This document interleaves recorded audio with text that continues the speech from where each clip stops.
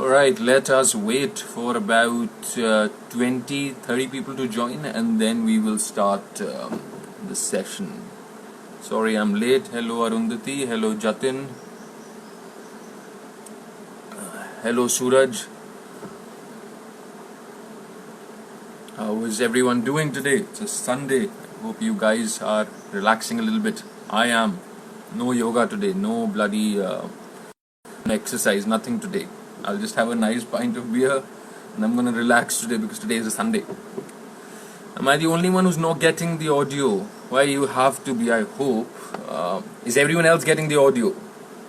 Please say yes. I'm very technologically literate, so even if you say no, I won't be able to do anything really. Come on, tell me. Can everyone else hear me?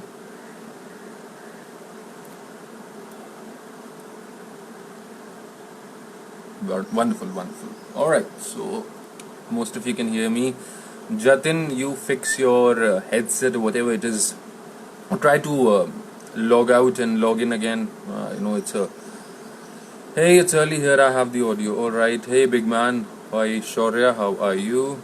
Did you watch... No, I didn't. Yes sir, we can hear. Luke Skywalker has also joined. Hello and apologies for the last time. I think I sounded, because I went back to the video and I did sound slightly passive aggressive, though I wasn't, but maybe I was. I don't know, man. So I'm sorry for that. I'm sorry for the last time. Beer कहाँ से लेके आया और कहाँ से? Chug that beer. नहीं फिर how can I relish it? How can I relish it? Yeah, chugging is for people who are in their teens. I'm too old to chug. I mean, I can chug, but then what's the point of it? No, I won't enjoy the flavor of it. Slow and easy, slow and easy. Like with everything in life, slow and easy. Sometimes rough, but generally slow and easy.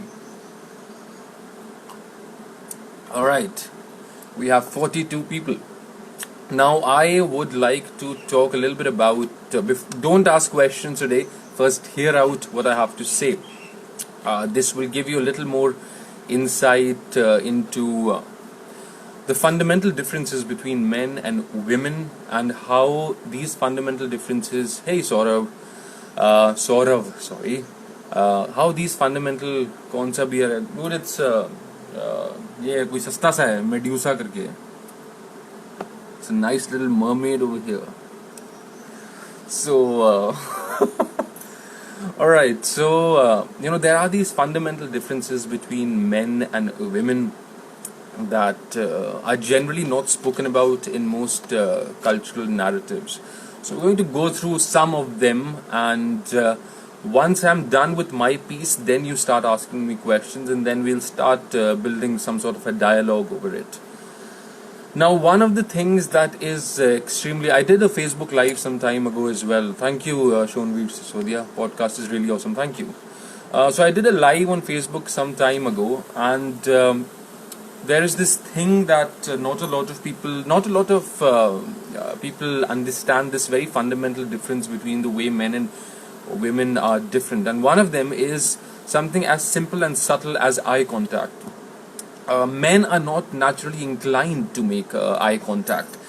So you would see, especially women who have their partners, they would know that every time you're having an argument, every time you have some sort of a confrontation with your partner, they don't generally make an eye contact. But women have this tendency of wanting to make eye contact, because without that they can't really decipher if the person is lying or not.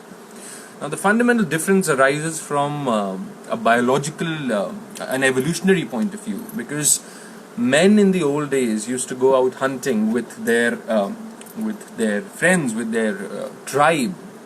So when they used to go for hunting, they used to sit side by side each other. Right? I'm sitting over here. There's another caveman looking fellow sitting over here. There's another caveman looking fellow sitting over here. So they sat side by side, and their focus was primarily centered on the prey that they had to hunt. So they're sitting in this crouch-like posture, and they're focusing on the prey. For them to communicate with each other was not something they would look and break the eye contact with the prey that they already have. So they had to communicate without looking at each other. That's an evolutionary thing that we developed. Is this based on what you've observed or some research? No, there are books on it. There is substantial research on it. I will, once I post it on IGTV, I will perhaps link it down below. Alright, so the point is that the need to communicate without constantly looking at each other in the eye was something that men just had to had to develop, and it's not something. I actually want to watch this live stream, but I've got to study, so watch it later, man. Garima Sapiens does go a little bit into it, but there are other books as well that I would recommend. I'll put it down in the description below. Many books really. So yes, so the need to communicate without looking at each other was of prime importance, because the moment you sway from your gaze at the target, you risk the possibility of the target going away. So that was that.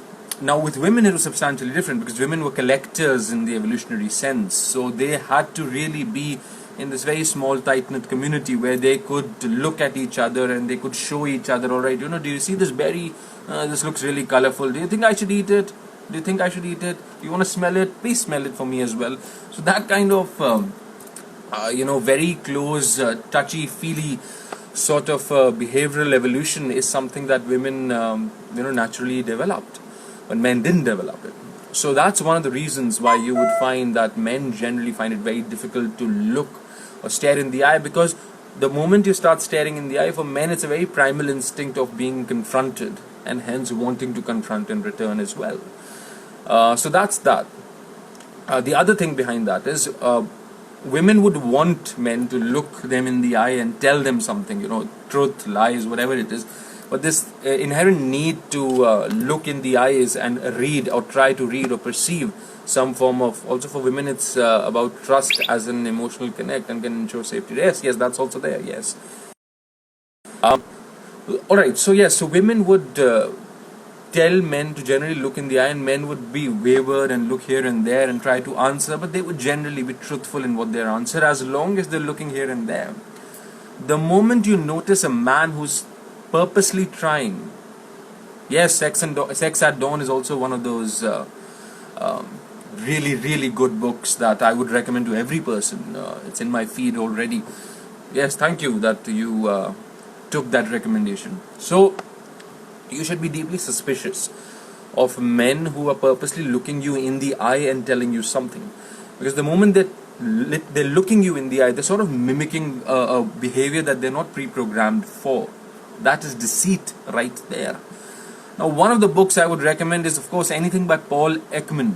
He's done extensive research on micro-expressions and how there are some fundamental differences between how men react to things and how women react to things. But that's there.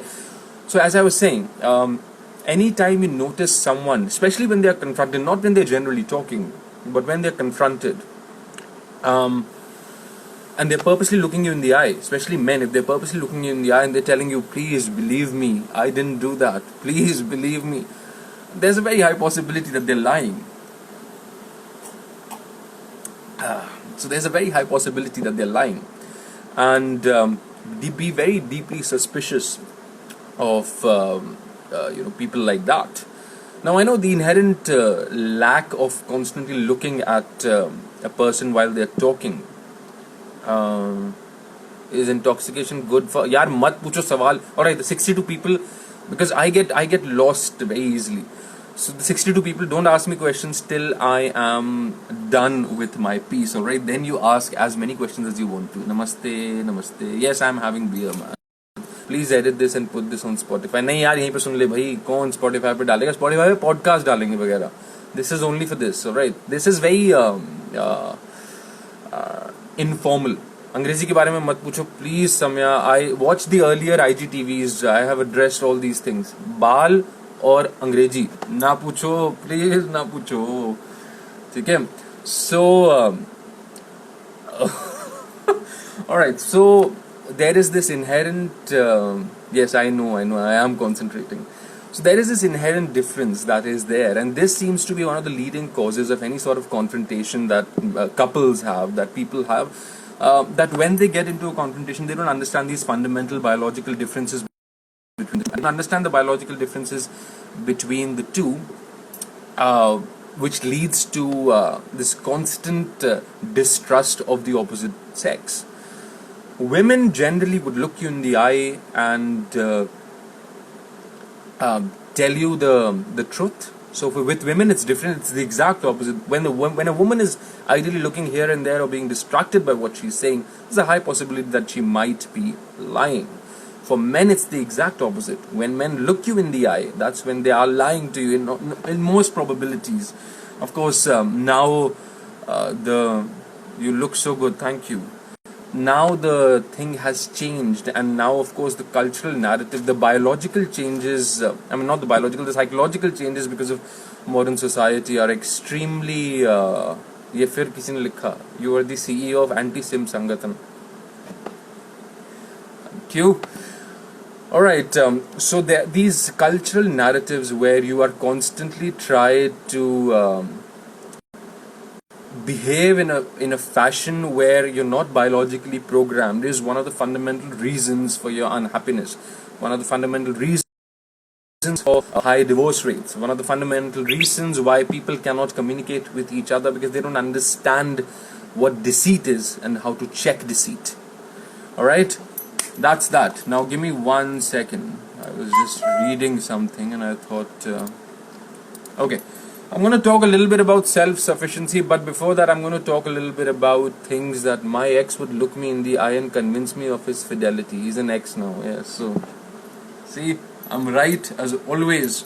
I told you guys the world is ending and stock up on food, and everyone called me a paranoid schizophreniac, but I wasn't. I know, man. How do I turn off the comments? Can someone tell me? Is it the question mark wala option? नहीं. ये तो कुछ questions वाला खुल गया. How do I turn it off? बताओ तो सही. Your diet, man. I eat everything. I ate chole bhature yesterday. So it's a weekend, so I eat everything.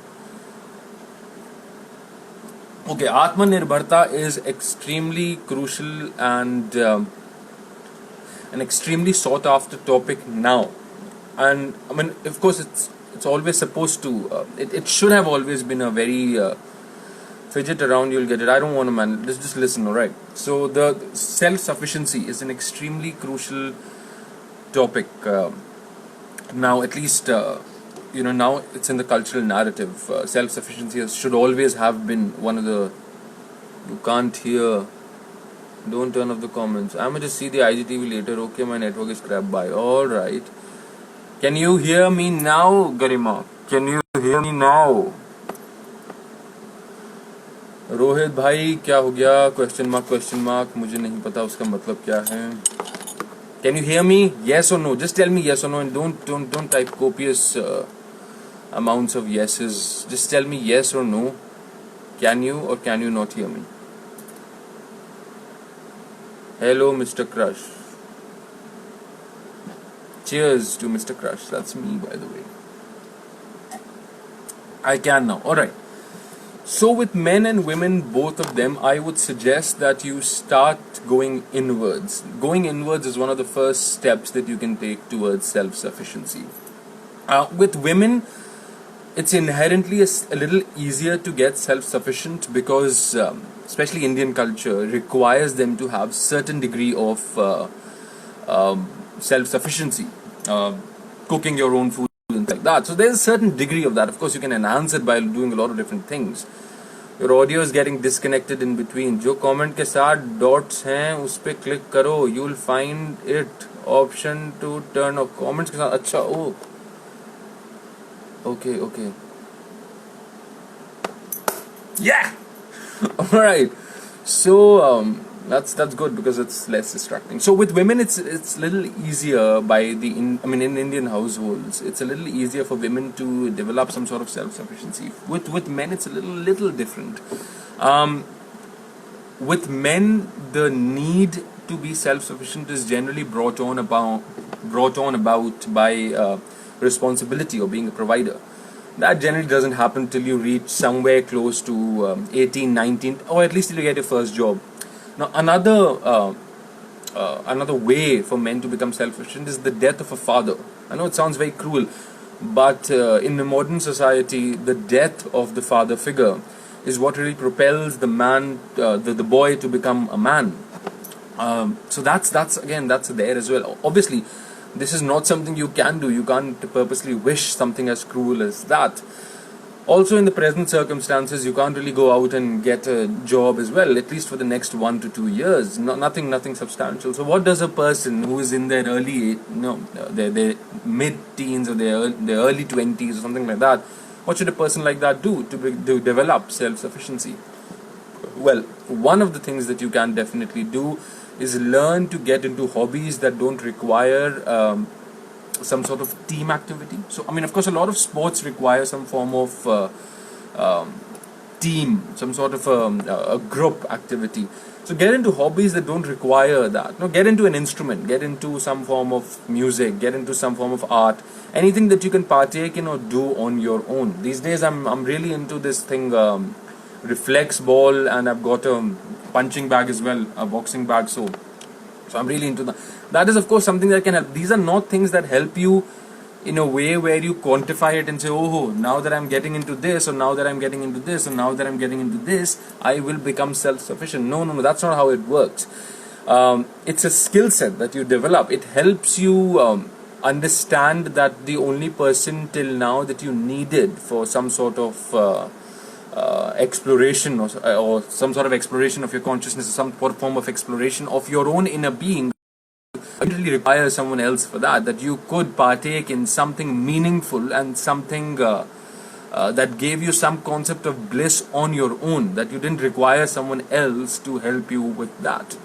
So that is one of the things that you can do. And one of the things that I did when I was, of course, that's something, even recommending it right now is really foolish, but one of the things that I did was, when I was 18 and 19, I used to go and try and eat at restaurants alone. And I used to try and go and watch movies alone in theaters. What that did was that killed my fear of being alone. It killed my fear of being looked at as some sort of tragic figure who's just whiling away his time sitting in a corner alone. It killed my fear. It killed my fear of judgment. It killed my fear of wanting someone else for a momentary brief release from my own mire of thoughts. You understand? So of course that's not something I can recommend to you right now, not in these circumstances, but when you can, eventually I would suggest that once a month at least, go and watch a movie alone.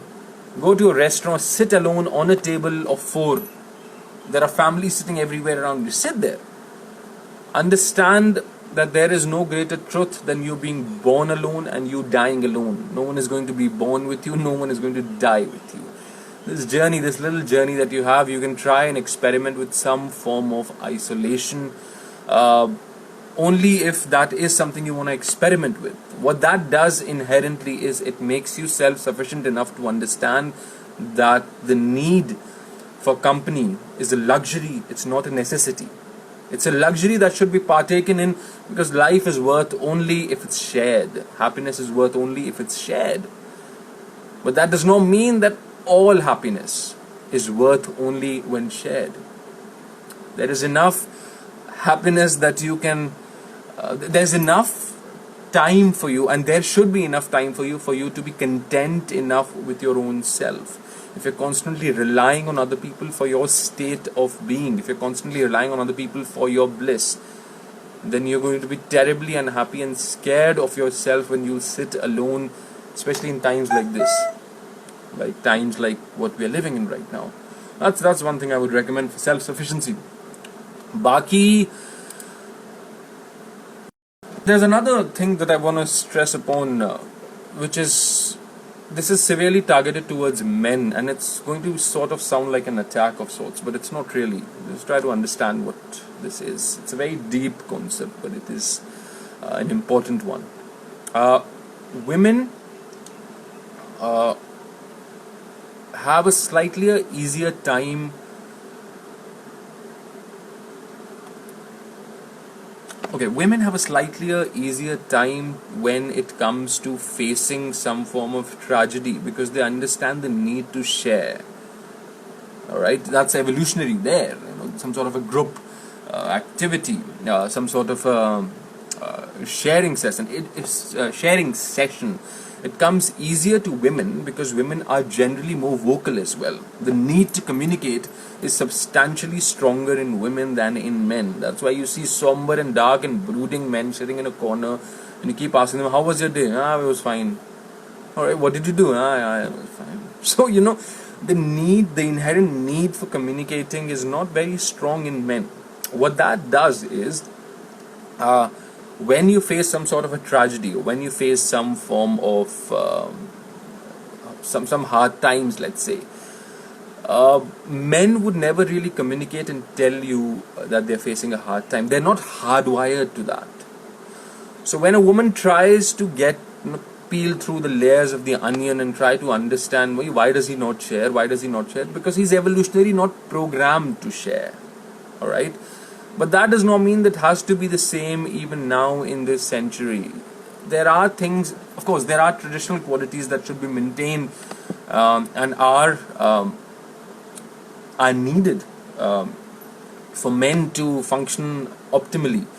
But there are certain tweaks that you can do, certain biohacks or psychological hacks that you can do to yourself to be a little more content with yourself and your surroundings. Now, I personally would still find it very difficult to communicate and let people know the complexities of my thoughts, to narrow down something complex and tell people that and expect them to give me an answer for something that I myself, being brighter, I know it sounds very egoistic, but it's not really. I, someone who's generally a little more brighter, cannot formulate any form of response to whatever I am going through. So what's the need of sharing it with someone else? So that's my logic. But that said, you could subtly help each other. That's what I would suggest with men, to subtly help each other, because generally now when the need for validation is so much that some sort of physical see, everything is virtual, and when it's virtual, the currency of the virtual world is some form of validation. I put out content, and I will keep putting out content as long as it's being validated and people find it relatable. You understand? I know it sounds very very shallow, but that's what it is. That's what it is. Alright, I put out content because I know that people find some sort of release in it. I put out content because I know that I can voice something better than what people can. So I put them out. Most people can't do that. So I am some form of an outlet for people. Alright, I'm one form of those outlets. But you require other form of outlets as well, because that is the currency of the world that we live in now. Validation. You want your thoughts to be validated, so you watch that feminist video. You want your thoughts to be validated, so you look at psychedelic stuff that I post, or the other videos that I post. You form some form of reassurance that whatever you believed until now was true, and someone can voice it better than you can. So you look at that video and you say, well, that's what I was always thinking, and this guy is absolutely right about it. And maybe that's true. But that's only one form of an outlet that you're looking for. A subtle example of this is, for example, a woman would put out a photo, let's say on Facebook or something like that, and you'd find their friends congregating and boosting their morale, boosting their ego, boosting their some form of really helping them with the virtual currency, and helping them re-establish their value in life for themselves. We need constant validation from others. You can't validate yourself. You can't look for validation with yourself. It does not work. It makes you bitter. I know, I've tried it plenty of times. It doesn't work. You need validation from others, because the other is you. You need to hear that, dude, what you said was so outstanding and I absolutely relate with you on that, because that gives you some sort of an ego push, and it also reassures you in the belief that you're not alone, that what you put out is appreciated by other people, so they have some sort of solidarity with you. That kind of solidarity is very helpful, really, to pull you out of a rut if you're stuck in a rut. That's why artists need people to listen to them, to listen to music. That's why painters need someone to buy their paintings, to reassure them that what they've created really speaks to you. So anyway, as I was saying, a subtle example of that is women putting a photo on Facebook or something like that, and their female congregations coming together and telling them, babe, you look so nice, babe, very nice, something like that.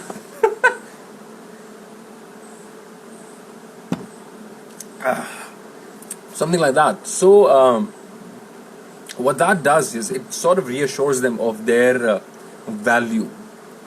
With men, it's not there. With men, you do something, you put out a photo or something like that, and there's going to be some idiot that's going to come, "Oye, इतने लंबे बाल हैं, तू क्या बाबा है?" Or something like that. You understand? Or something like, "वो ये कुत्ता तेरे से ज़्यादा चल गया," something like that. So men are not very good with that, and this is something that needs to change with men in the modern in the world that we are living in right now.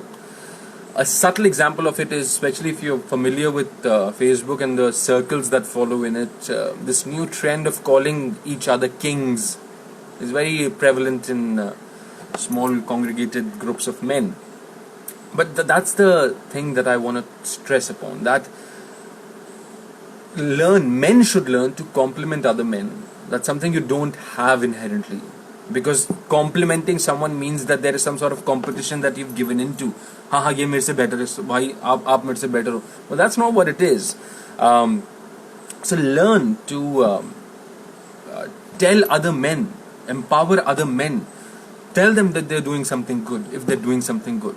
If they put a photo, genuinely tell them if they look good or they don't. But be genuine about it. Alright? Don't be nasty and passive aggressive about it. Don't give a man a compliment and write something like, "Oh dude, very nice, but no homo." अरे क्या no homo? क्या तुम लोग कौन सदी में जी रहे हो भैया? कौन सा no homo? कोई no homo से कोई मतलब नहीं किसी को भाई. But learn to compliment other men without the constant need to validate to yourself and remind yourself that you're sexually straight. That's a very silly and a very a stupid spasm of juvenilia that a lot of men have. Alright, I would keep rambling and it's already 4. So I'm going to turn on the comments again and we're going to talk a little bit, take a few questions. Turn on commenting. Alright. चलो सवाल जवाब लाओ, थोड़े से सवाल जवाब करेंगे. No hair, no अंग्रेजी, something else.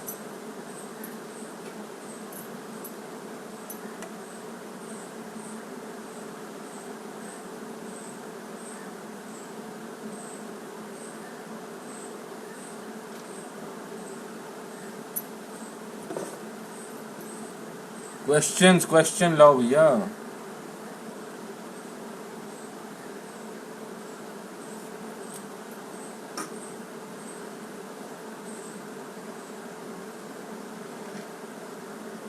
What would you call an effeminate man? I would call an effeminate man nothing, just a man.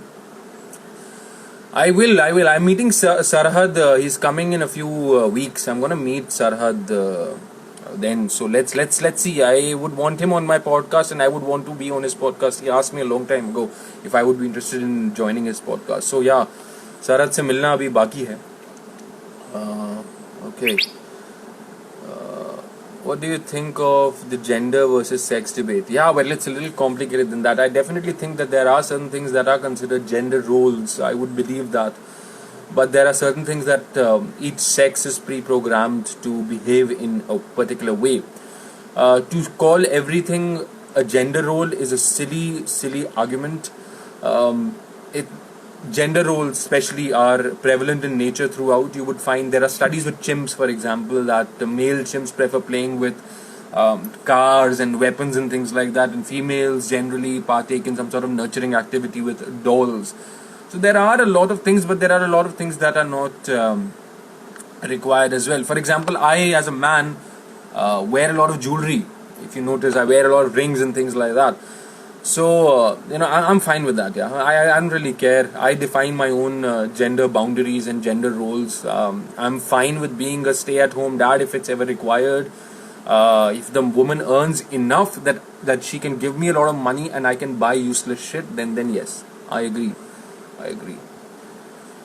Sir, what's your take on trigger warnings? The silly culture of weaklings that have made condensed every form of expression into something that can or should not be said, and the boundaries of that are decided by a select small group of people. It's a silly thing. I don't believe in trigger warnings.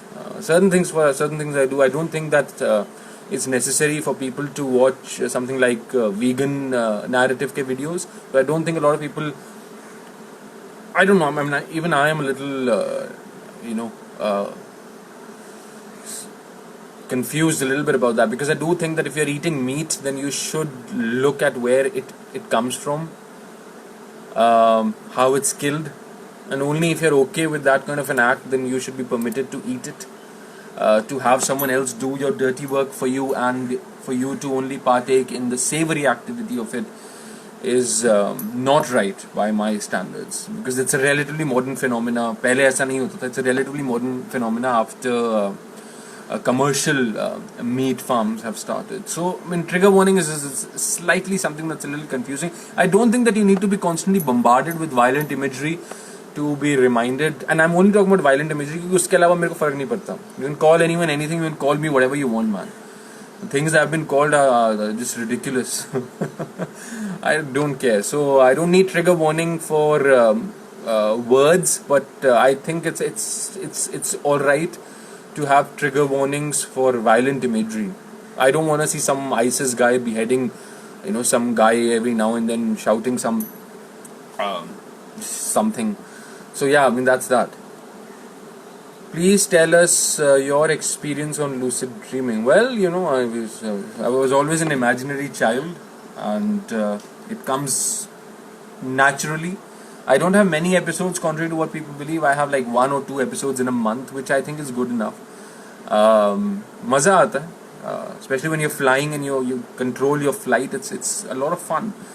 It's a strange state of existence, and it feels real when it's there. So think of it like a personal video game where you didn't pay $2.99 to buy it. So yeah. Really appreciate the point about encouraging men to compliment each other. Well, thank you. So you should all start complimenting me. You should all start complimenting me. Write complimentary things for me. Alright? You better do that. I am in love with you. What do I do? Well, I don't know. I am a detached person, and love is something that is very difficult for me to... I don't even know, man. I mean, if you love me, I'm very happy that you love me. I'm very happy that you love me, but just don't expect... Generally, people should not expect any form of reciprocation from my side, because I am a jerk in that aspect. No, I'm not. I mean, but if you love me, I'm very humbled by that gesture. If you love me, it's very humbling, is what I would say. Yeah. I mean, there's of course a deeper facet to that, but that's... I would end up rambling about it. But anyway, the point is that for a very long time when I was young, I considered myself unlovable. So if people talk about loving me now, it works twofold. It humbles me, of course, but it's also sort of like an ego kick. I know I'm being brutally honest about it, because that's the only way I know how to express myself. So yeah. Okay, self-sufficiency for a woman. You perhaps didn't elaborate, or I missed out. Could you please touch upon that a little bit? Self-sufficiency for women, I think one of the things that you can do is, women being the general creative force of nature, you should partake in some sort of creative activities that don't require... It's actually both. When I suggested what I suggested for men, it works both ways for women as well. Partake less in team activities, partake more or develop more in terms of your hobbies that require only your presence and not someone else's.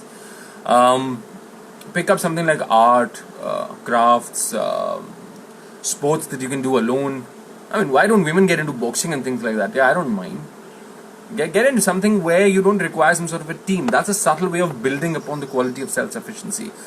Once you start doing these smaller things, eventually on your own, you would start experimenting with greater things of self-sufficiency. One of those things, of course, would be, right now you can't do that, but I would really suggest that women should travel alone. I think traveling alone, men and women both should travel alone. There is nothing more empowering than traveling alone. There is nothing more that screams self-sufficiency than traveling alone. India's I mean, of course, there are problems with our country, but it's not as terrifying as what the media would have you believe. So trust in your own abilities, learn some form of self-defense, always carry a pepper spray and travel. Okay. नहीं मतलब effeminate man होता क्या आपकी नज़र में? नहीं यार, मतलब क्या होता है effeminate man? ठीक है, देखो, there are men who are a little आवाज़ पतली होती है. अब हर एक की तो मेरी ऐसी हो नहीं सकती, तो बाल भी नहीं हो सकते मेरे जैसे. But what is an effeminate man? Someone who speaks in a high-pitched tone, someone who has less hair on his body, someone who uses a lot of physical gestures to communicate. Sure, I mean, there are certain qualities that you would call a little effeminate. Yes, there are. I wouldn't deny that you would notice those qualities more in women than in men as a general rule of thumb, but there are certain men who have those qualities as well, especially if you're raised with a huge amount of women influences in your life. Then it's a matter of nature versus nurture. I don't think any man is inherently effeminate unless there's some sort of hormonal issue with them inside. But it's fine. I don't really care if a man is effeminate. होते हैं, हाँ होते हैं, बिल्कुल होते हैं. Behaviorally effeminate आदमी होते हैं. Plenty of men you would find कि उनको बड़ा मजा आता है gossip करने, bitching करने, छोटे छोटे ग्रुप बना के अपनी छोटी छोटी बातें करने में. So there are a lot of men like that. Of course, I'm not saying that's a woman. Sorry, video pause हो गई थी. Okay, I hope it's active again now. Alright, so yeah, there are, I mean, women are generally more prone to that kind of, I mean, I wouldn't say gossiping generally, but then, I mean, some sort of small circle talks, yes, and there are men who are like that as well. So, I don't really have a problem with them. I don't have a problem with them, to be honest. I don't think they're less of a man, but I definitely think that there are predetermined masculine qualities that are determined generally by women, because women are sex selectors as when men are sexual seekers. So we seek, or I mean, this sounds a little rapey, I guess, but biologically men are sexual predators, because we prey, we look for a partner, and we hunt, and we find the partner, and we do what we do. But women are sexual selectors, so you can't really do anything to a woman unless she selects you. So women generally don't have a particular, as I said, it's a woman who determines what is masculine, what is effeminate in a man generally. So women generally fall for more traditionalist masculine qualities. Without boasting too much about myself, but I would fall in those traditional masculine qualities. The heavy voice, the deep voice, the overall way I come across sounds very, confident or something like that. But women seek something like that, someone who is more on traditional, almost on a primal sort. And generally the sex selection, because it relies on women, effeminate men are rejected early on in their chance to pursue anyone. So again, I mean, as I said, मेरे को कोई दिक्कत नहीं है, but उनके लिए बड़ी दिक्कत है, because they don't really get, why they are not considered manly enough. Because it's not by other men generally that they're considered manly enough. It's because they're not selected by enough women to give them some sort of validation of their lives and understand that they are masculine enough. So yeah, that makes sense. Alright, how to practice spirituality? Man, that's a very vague question. क्या मतलब पूछना क्या है? Spirituality तो बहुत सारी चीजें हैं. You can do a lot of things. Meditation is one of them. Prayer of any kind of prayer is meditation. You close your eyes, you join your hands, you close your eyes, you pray, you utter something about wanting something. That's some sort of an affirmation. You're telling some entity that you want something. So something of an affirmation. So that's spirituality inherently, but of course spirituality is divorced from religion. Religion is political spirituality. Spirituality is apolitical. Spirituality is individual specific. Spirituality is transcendental in terms of physical boundaries, in terms of geographical boundaries, in terms of creed, in terms of caste, in terms of sex. Spirituality is that. Does that make sense? I hope it does. How do men raise their EQ? Emotional quotient. Especially at a time when things are tangible, benchmarks to prove there. Who is asking you to prove your masculinity, my dear friend? If it's women who are asking you to prove your masculinity, then I would suggest that you first understand the woman who's asking you to prove your masculinity. What kind of a masculine trait does the woman want? There are plenty of masculine traits. For example, let's say there are 4 kinds of, this is actually going to become really long. But I want you to read the Jungian archetypes. There are there are 4 different, I think, archetypes for a man. There's the king. Then the king is divided into 2 sub-parameters. The witless king, I think the benevolent king or the tyrant king. और फिर king archetype के ही क्या बोलते हैं नीचे when a king has not become a king is a prince. So prince के भी 2 अलग वो होते हैं archetypes. I forgot, man, I read it a long time ago, but I think that would definitely help you. The lover, the magician, ऐसे करके read about the Jungian archetypes of masculinity, the archetypes of masculinity. There's a lot of insight that you will get from it. I generally think that women like 4 major personality types. All right.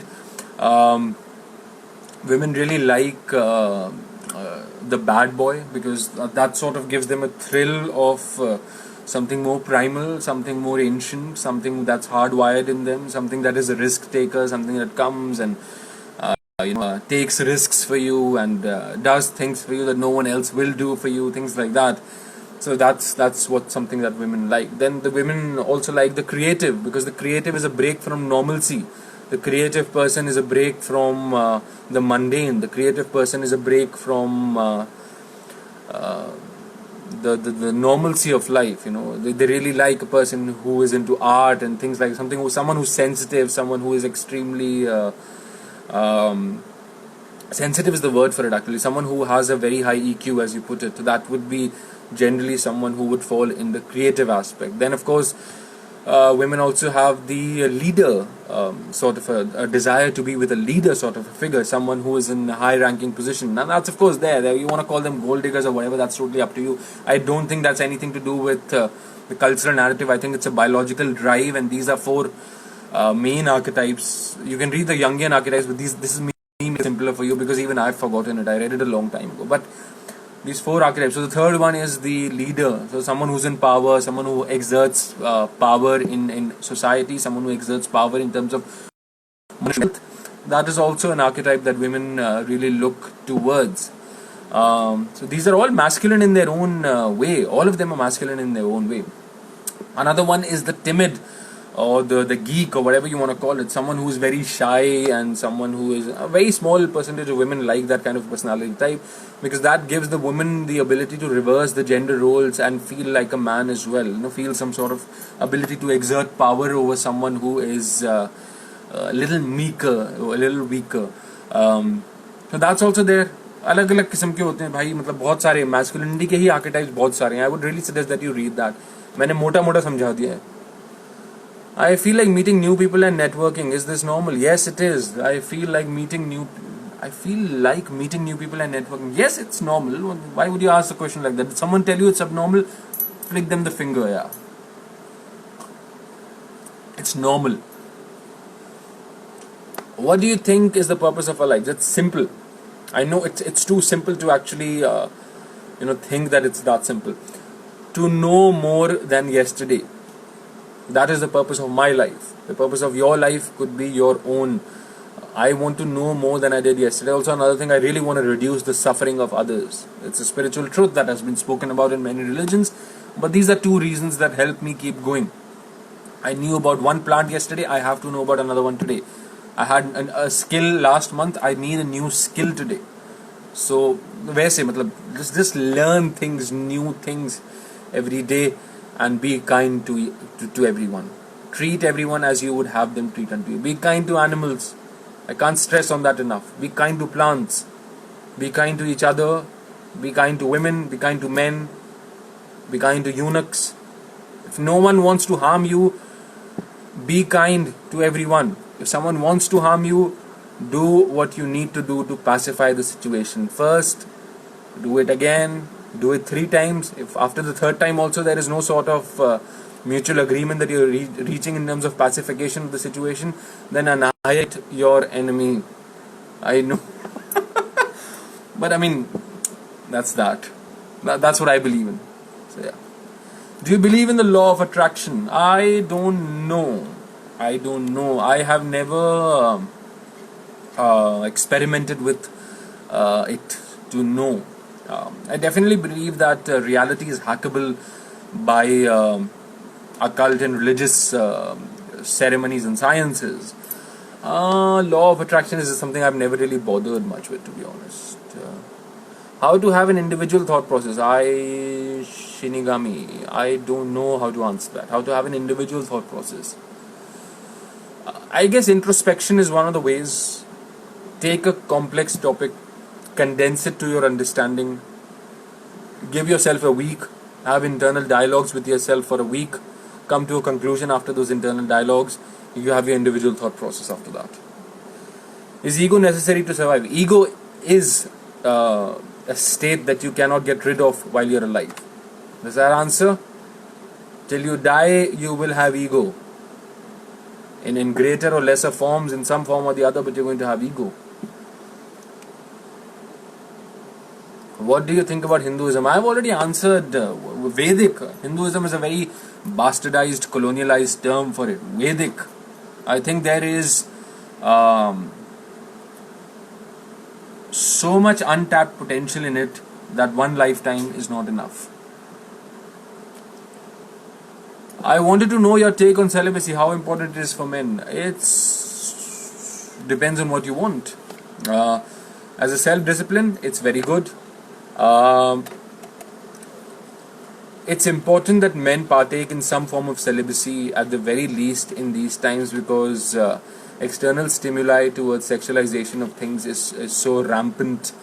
Do you notice that ever since, I'm sure that you have noticed, I give you the credit for that, but since porn became mainstream, since pornography became something that you could partake in at a whim, if you look at the timeline of porn and you look at the testosterone levels of men throughout history, they have a parallel. Since we have porn, the testosterone in men is at a decline, at an all-time decline right now actually. So I definitely think that you should not masturbate. I don't think that you should watch pornography. I think it sets unrealistic expectations for you towards the opposite sex. It also makes you severely feel incompetent for your own self. If you don't have the stamina to go on for 30 minutes, what kind of a man are you? I can. Anyway, so the point is that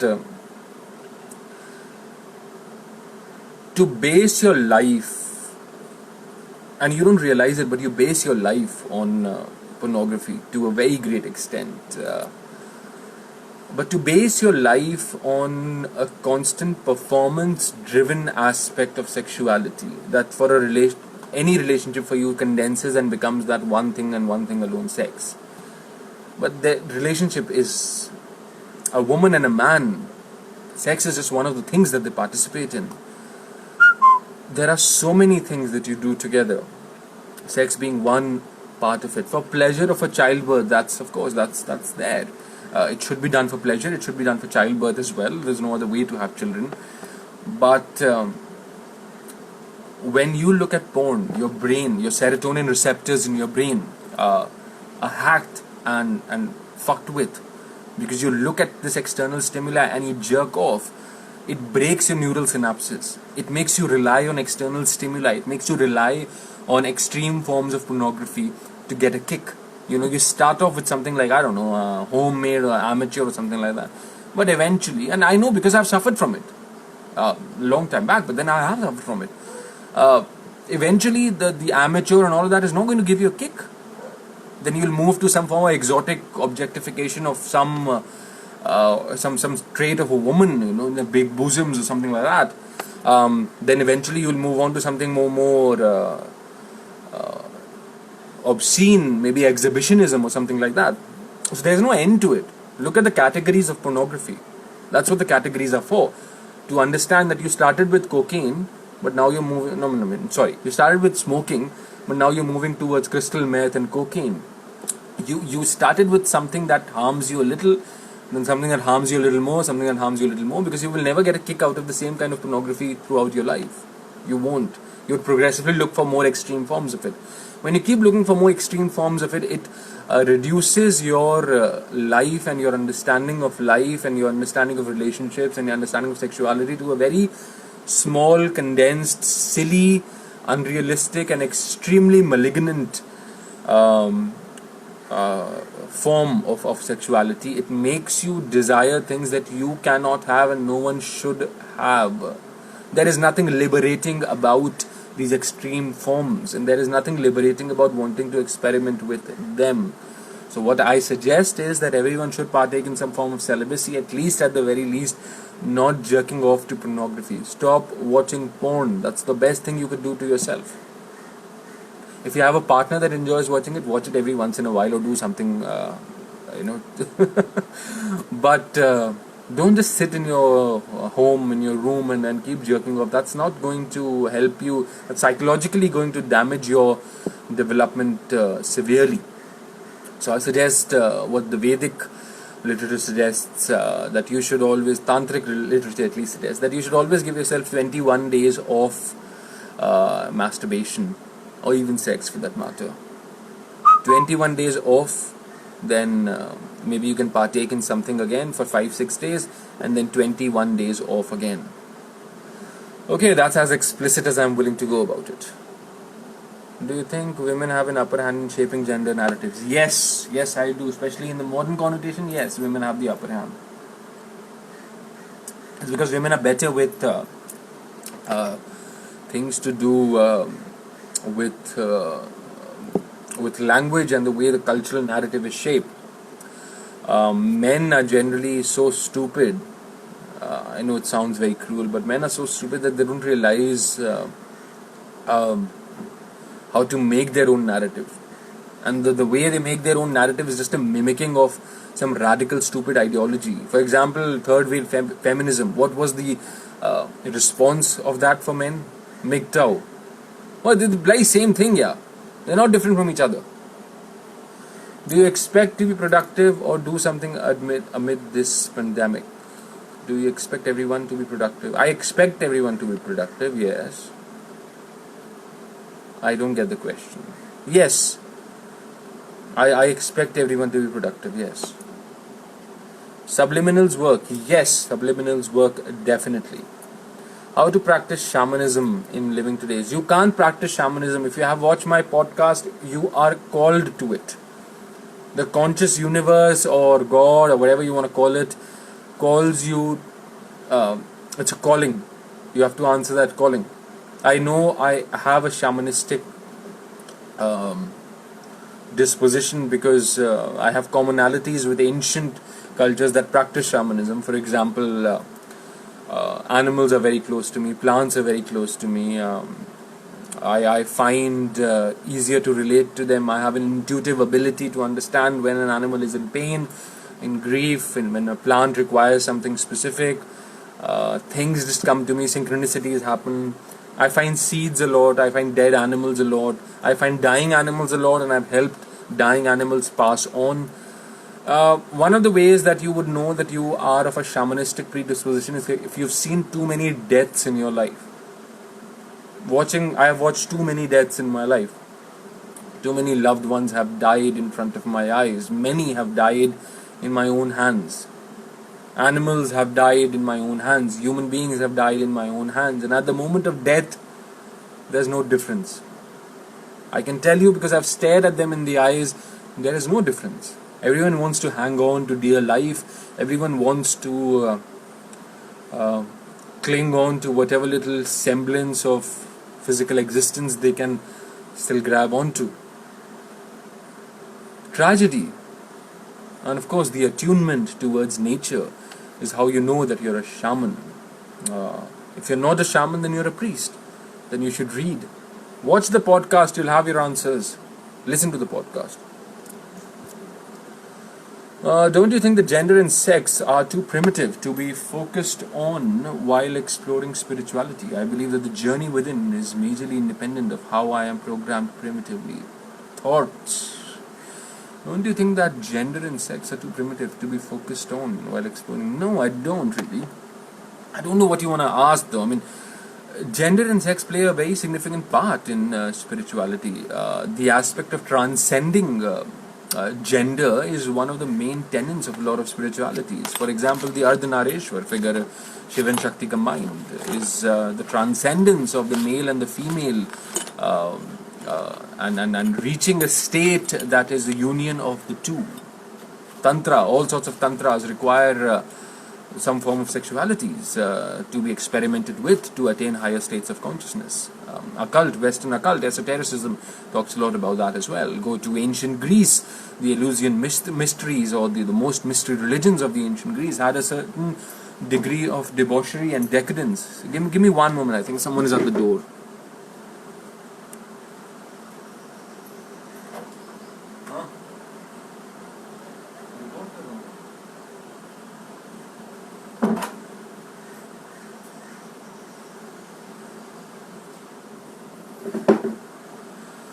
Alright, so no, as I was saying,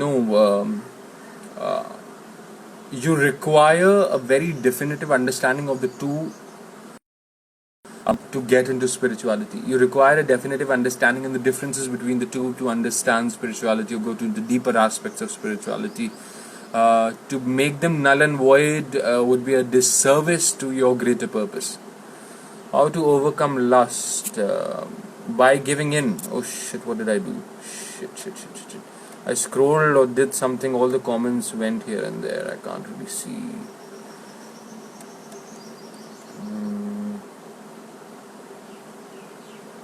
कहाँ गया यार? Shit. But then, wherever I am, what was I answering? I forgot. Planning goals is easy. Oh, lust, yes. So someone said lust. I think one of the ways to give in to overcome lust is to give in to them. I know it sounds like a radical ideology, but that's what I believe in. I gave into it throughout my early 20s. And I got bored after a point of time. Once you get bored, you don't have to work on overcoming them because you're bored of them. So give in to them. It's like eating KFC every day or masala dosa or something like that. रोज खाओगे तो bore हो जाओगे ना. तो access में करोगे तो bore हो जाओगे, अपने आप दिमाग खट जाएगा उससे. So give in to that. Any form of addiction, give in to that till you get bored. I mean, of course, not drugs, of course. I wouldn't suggest with drugs.